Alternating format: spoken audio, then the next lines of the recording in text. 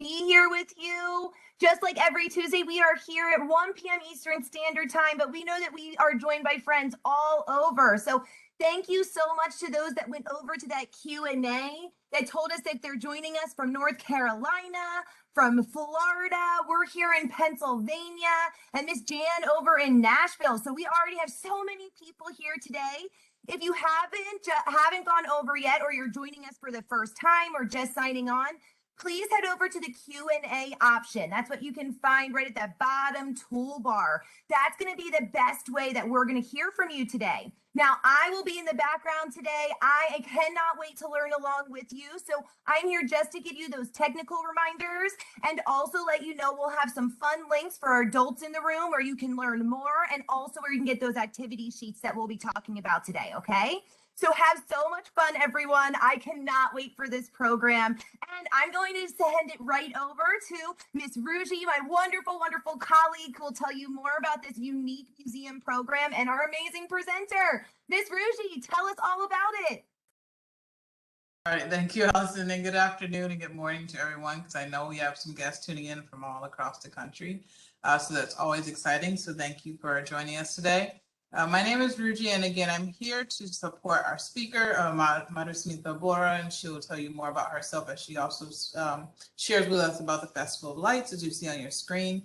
But I'm here to support our interaction and engagement. So if you have any questions or comments, please feel free to use the chat in our Q&A sections, and we'll make sure that even if there's not a response right away, we will get to them before we end our program today. Also, if you have any of the materials that were noted in the promotion and into the publicity for this afternoon's event, please hold on to those, and we'll let you know when we get ready to use those. But for the time being, I'm just going to pass this over to Madhu, and we can begin our program. So thank you all for joining us. Thank you, Ruji and Allison. Good morning, good afternoon to everyone who's joining in from the East Coast. My name is Madhu, and I am an immigrant from Assam in India. And I'm so excited to share with you a little bit about the lores and the practices and the celebration that is the Festival of Lights, Diwali. So before we begin, I would like us all to have a few seconds of grounding. So if you could just scan your body real quick, see how everybody's feeling, shake your fingers and your hands, right? And then just take a big inhale from me and let it out, go, ah, okay? One more time, let's shake again. Big inhale, fill up your belly like a balloon, squeeze in a little bit more air, a little bit more, and go, ah. One last time. Okay, this time I want you to open and shut your fingers, okay? And make a fist like that and open it up. Okay, are you ready? Okay, here we go. Big inhale. Bigger inhale. Okay, here we go. Here we go. Are you ready? Are you ready? Okay, let it go. All right. If you're ready now, we're going to talk about Diwali. But before that, I do want everyone to just sit upright and let your head extend to the sky, your feet, your toes extended, all 10 toes extended on the ground. You can have your palms up on your lap, facing the ceiling of your room or the sky if you're outside, or your palms can be facing down, resting on your legs. And I'm going to sing okay, that is the light, right? So here we go. And feel free to close your eyes or keep them open and think about all the wonderful things that that the light means to you. What does the light mean to you? Okay, and we'll talk about that on the chat in a little bit.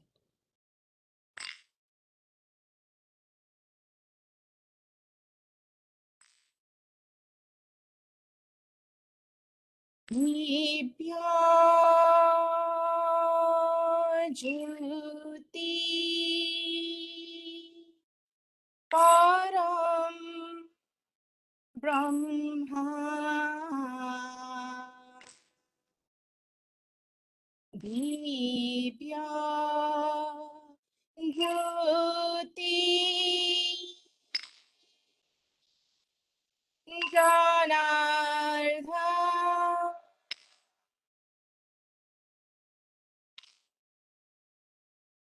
Divya Jyoti Hare Apam Sandhya Deepam Namastu Sandhya Deepam Namastu.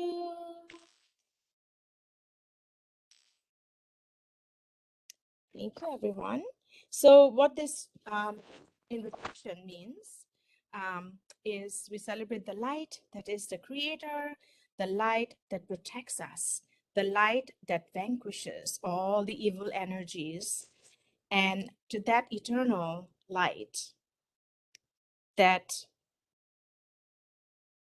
vanquishes darkness, we bow in gratitude.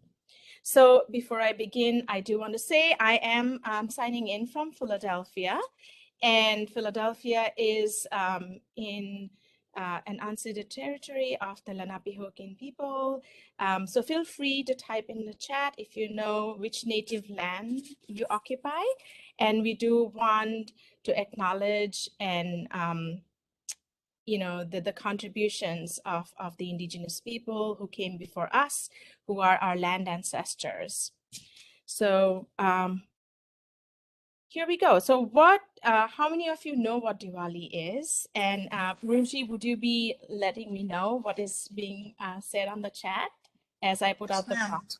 Okay, thank you. So let's talk about, you know, what does light mean to you? What does light signify? So feel free to type in the chat what does light represent for you, and how many of you have heard about Diwali? And you know, if you have heard about Diwali, what does it mean? What is the story that you have heard about Diwali?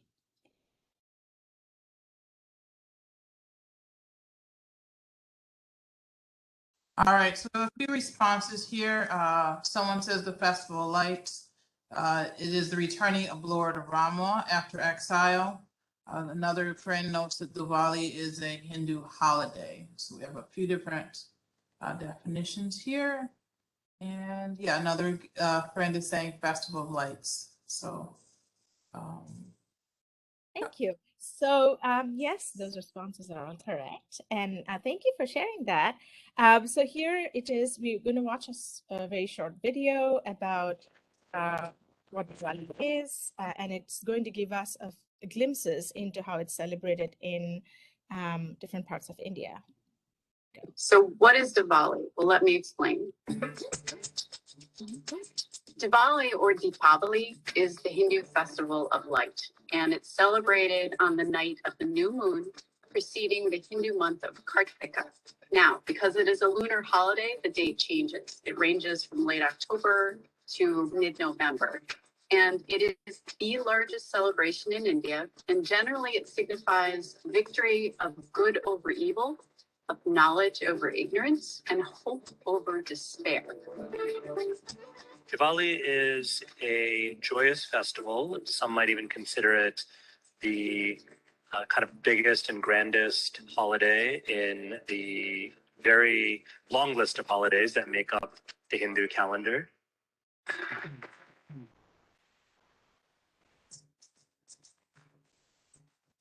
The festival is celebrated in an Orthodox fashion over 5 days, but most Hindus are focused on the day of Lakshmi Puja.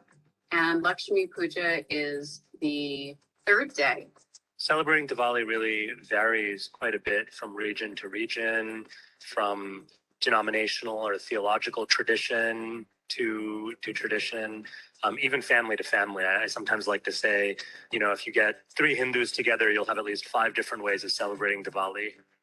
And what people will do is they will host worship services at their homes, or they'll go to the temples, and then they will distribute sweets with their friends, with their neighbors, with their office colleagues. Diwali in particular is a celebration that is very much about open doors and open minds and open hearts.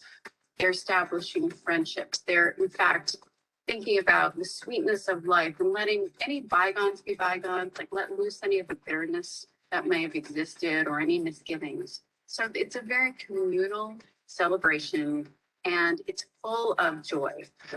They light fireworks. There is an extension and an invitation to our non-Hindu neighbors to join in the celebration, to join in the fun, but also to join in the opportunity for spiritual reflection. And Diwali derives its name from the clay oil lamp called the diya. And diyas are handcrafted little cups. They have a flattened rim, and they're decorated in bright colors, and they're filled with oil. And in India, families will place these diyas in rows along their foundations or on their balconies. Light becomes a really central theme in Diwali, and specifically the triumph of light over darkness. I think many faith traditions have festivals of light or that involve light during these darker, colder months in the Northern Hemisphere. And Diwali is one of those. In a way, it's a reminder that we will make it through these dark times. We can come together and we can bring the light within ourselves to each other, to bring joy to each other in community. So we wish each other Shubh Diwali, which means may this coming together of light be auspicious. May Diwali be a time of sweetness and friendship, well-being and prosperity. May the diyas you light within and around your home nourish your own inner flame, so that you may be a source of joy, radiance, and knowledge in this world.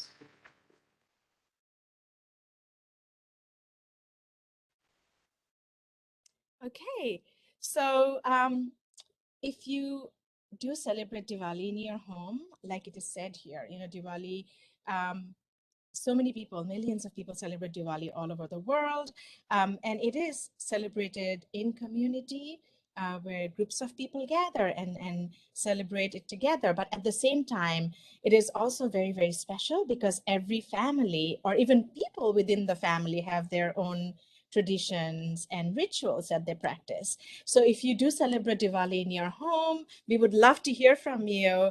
What is special in your family? How do you celebrate it? So please feel free to put it, if you would like to share, please put it on the chat for us to all learn about it. Like it said in the video, every year, it's usually either in October or November, depending on where the moon is placed. Millions of Hindus, Sikhs, and Jains, which are different religions, right, all across the world, celebrate this festival. And it is really essentially celebrating light, right? That it derives its name from the clay lamps. And people would basically just decorate their homes with rows of lamps, and that's how it gets its name.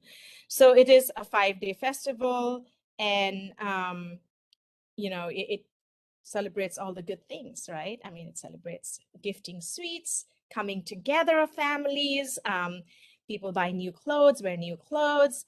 There's lots of wonderful dishes that are cooked at homes. And you also play with fireworks, right? Usually, young and old alike are all outside. Pets are usually under the bed, really scared of the fireworks and the sounds that they make. As growing up as a child, I had a very love-hate relationship with Diwali. I did not like the loud fireworks, but I did enjoy the sparklers, and I would play with them. And there's something called the banana tree. I think that's the loose translation, but it's like this little cone-shaped firework, and you light it and it just becomes this beautiful tree. So those two were my favorite fireworks to play with. I did not like the ones that made sounds. So if you have any favorite kinds of firework that you like, please feel free to share with us on the chat. So somebody just said they're scared of fireworks. So am I. Okay, so here it is. As you know, this is a map of India on the right side of your screen. And India, even though geographically it's so much smaller, right, in terms of its land size compared to the United States, it is a land of, more than 1 billion people, second largest population in the world, and it does have people, a very diverse population, with every region, having its own festivals as well as rituals that, they practice. So Diwali is celebrated almost in all parts of the country, but then there are different stories, different lores, right, attached to this festival. So in northern India, they celebrate the story of King Ram, one of the most legendary mythological characters, his return to his kingdom after he defeated Ravana, who is known as this, king of Lanka, and Ram's, people in Ram's kingdom welcomed him back after this victory by lighting the pathway to the kingdom with light, and there was a lot of celebration because he defeated this evil king. So that's how Diwali is celebrated. That's one of the stories attached to the celebration. In South India, they celebrate it as the day that Lord Krishna defeated the demon king Narakasura, right? And Krishna is the flute playing God. This is how we show the flute. I'm also a dancer, which I forgot to mention before. And we make the flute this way. So that's Krishna. And basically, so Krishna, and there's this whole legend about Narakasura, who actually belongs to my part of the world in Assam. There's a whole lore attached to Narakasura, who is seen as this demon king, but he was actually the son of the mother earth, right, Bhudevi, and he was so powerful, and he was the ruler of this kingdom called Pragjatisha or Kamarupa, and he basically was, fathered by Vishnu. His father was Vishnu, who's the creator, and his mother was the earth goddess. So you can imagine how powerful he must have been. But then, he lost his way. He became a little naughty. He did terrible things, and he had to be put into place. So then Vishnu incarnated as Krishna and came to teach him a lesson. So we celebrate in South India, that's how it's celebrated, which kind of is interesting because even though Narakasur and Krishna are very prevalent in Assam, where I come from, in Northeast India, which is to the right side of the map. If you can see that purple region, and it says Assam there near Bangladesh and Bhutan, we celebrate the legend of Ram, not Narakasura and Krishna. In Western India also, the festival marks, it's again related to Vishnu. When Vishnu basically came in the form of this dwarf, right? And there was this other demon king, Bali, who was also very powerful and was terrorizing the world. And also the heavens, the angels and the gods were scared of him.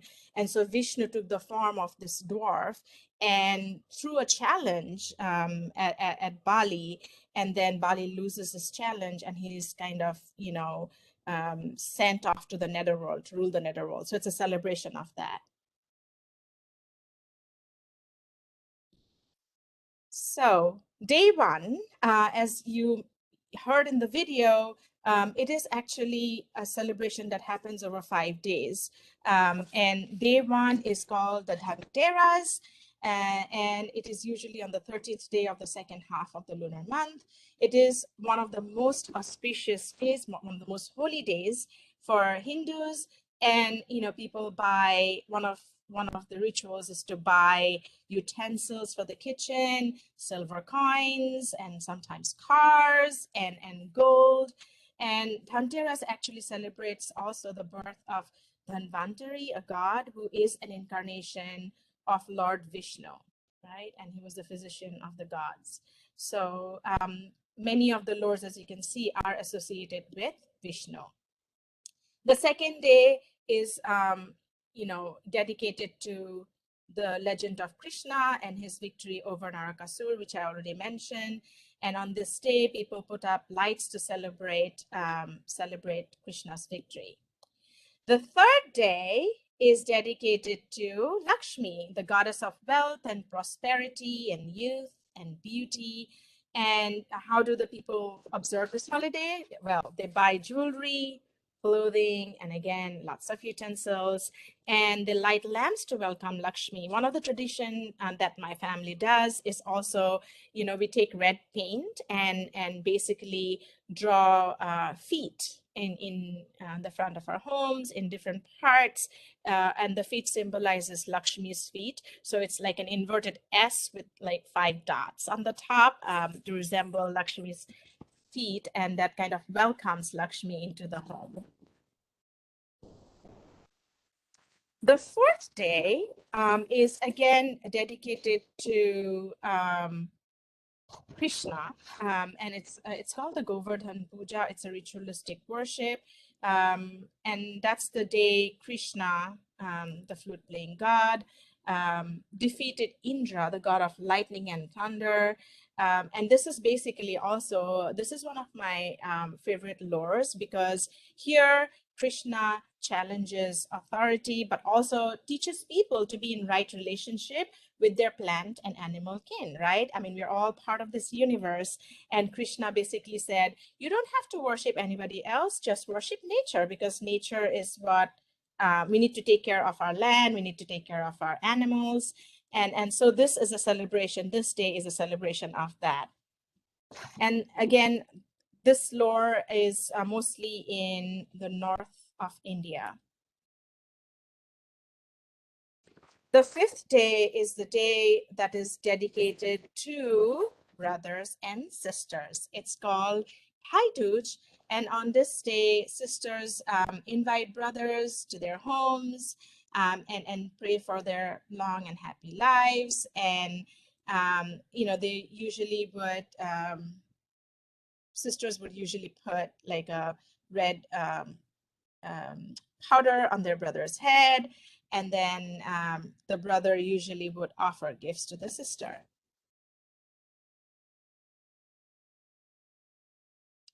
Okay, so it's not just a Hindu celebration.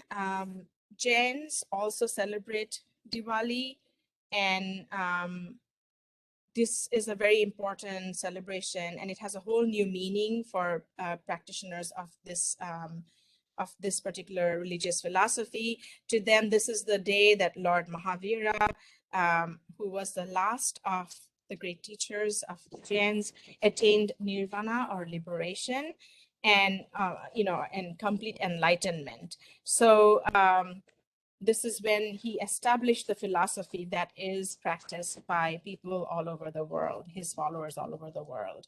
The Sikhs also celebrate Diwali, and for them, this is the culmination of the return of their sixth guru, who, along with 52 other Hindu princes, were jailed by the emperor, right? And the emperor said, okay, fine, I'll release you.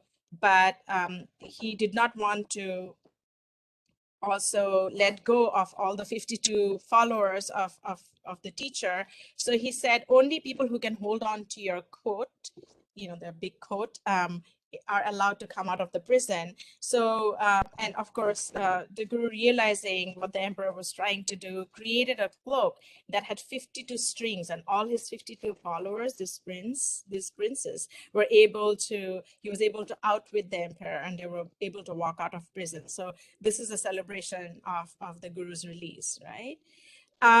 Now we're going to come to arts and crafts. So I am going to invite Miss Ellison to show you. If you have, this is, we decided to teach you how to make a flower lamp with paper and no fire. So if you have TP rolls or cardboard tubes, you can use them. And then the other supplies you need are paints or paint brushes or crayons. You can also put stickers or decorative lace and LED tea light candles and scissors. That's all you need. And so what the first thing you do is you cut the cardboard tube, the toilet paper tube, into half. And then you take 1/2 of the tube and make 5 vertical cuts around 1.25 inches deep. If you can see it on the screen, and Miss Ellison is putting some resources for you on the chat. And then you can give it the shape of different pebbles, and this can, be any way you want it. It can be round in shape, it can be conical in shape, so any way you want it. Okay, so make the shape of petals, and then you can paint it. So you can either paint it or color it with crayons and markers, and you can use lace or anything, stickers, anything you want to decorate the lamp coverings. And then you can put your LED light inside it. And there you have your cardboard tube flower lamps. We will also be sharing resources for you for some coloring pages, I believe. And hope you have fun. And I know Diwali was last week, but then I hope your year is filled with light and love and lots of sweets. And thank you for tuning in today. Thank you so much, Miss Madhu. This is so wonderful. So just if anyone missed it, we want to make sure that you know that the activity sheet that you can walk through, from cutting your tube in half and then making 5 slits so you have these rectangular pieces, and then selecting your different petal designs and cutting them the way that you feel best, is all there in steps and up to your creativity. My little one, as you know, Sienna always loves to do the amazing crafts. So she made one, and she took Miss Madhu's advice, and she took some paper and used a little bit of a twist tie around. So we sit this next to our neighbor, our window for our neighbors. So we appreciate you always sharing, Miss Madhu, the stories and of course this wonderful craft. So we hope you all have fun. And Miss Jan, there is a reminder of going to social media at cilc.org. That's how we can see your examples here and get them on our website, get them back to Miss Madhu and Miss Ruji. And I'm so excited. I'm going to hand it to Miss Jan to tell you what else is coming up on Distance Learning Week. But Miss Ruji and Miss Madhu, the 2 most virtual ladies that I got to work with right away in March 2020. Such a fun celebration today, doing this with you, learning about the holiday and celebrating National Distance Learning Week. So thank you so much. Thanks, Allie, and everybody, for a great presentation. I know a lot more about Diwali now. So kids, coming up, this rest of National Distance Learning Week, tomorrow we've got digital citizenship and then a trip to the Holocaust Museum. On Thursday, we're going to go to the Pro Football Hall of Fame and learn about careers in the NFL, and then switch over to mermaids, talking about ducks. And finally, on Friday, we've got the Royal Botanical Gardens and Seeds on the Go. And our big program of the week's on Friday called Matter Science Theater from Boomshop Museum of Discovery. So make sure you get yourself registered for one or all of those great programs, and we will see you there. Bye, everybody. Bye. Thank you. See you next week.